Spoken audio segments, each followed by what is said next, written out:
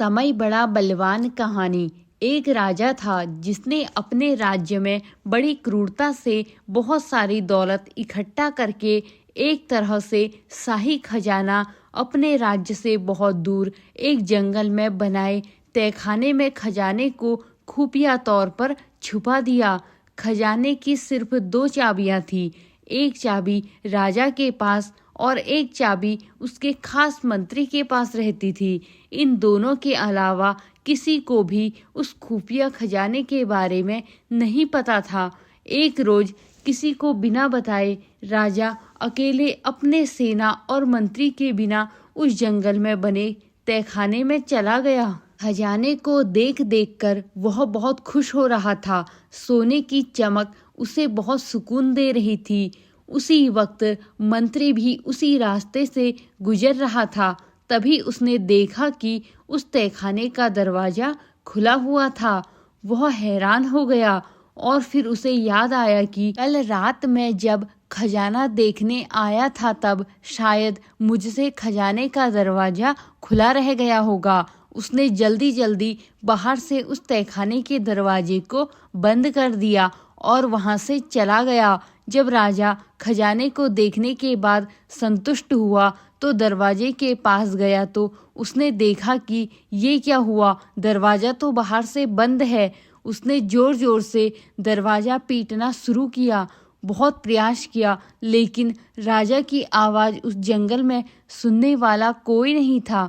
राजा चिल्ला रहा था मगर अफसोस कि कोई नहीं आया। राजा चुपचाप उस खजाने को देख रहा था। अब राजा को भूख और प्यास से बेहाल सा हो रहा था। वह एकदम पागलों सा हो गया था। वो रेंगता रेंगता हीरो के संदूक के पास पहुंचा और बोला, ए दुनिया के नायाब हीरे, मुझे एक गिलास पानी दे दे। मुसीबतों का डटकर मुकाबला कीजिए। सोने चांदी के पास गया और बोला कि ए सोने चांदी के खजाने, मुझे एक वक्त का खाना दे दे।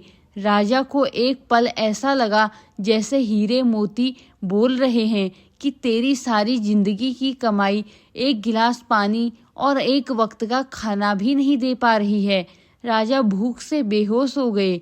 राजा को जब होश आया तो उसने सारे हीरे चांदी को एक तरफ करके उस पर अपना बिस्तर बना के उस पर लेट गया। वह दुनिया को एक संदेश देना चाहता था, लेकिन उसके पास कलम और कागज नहीं था।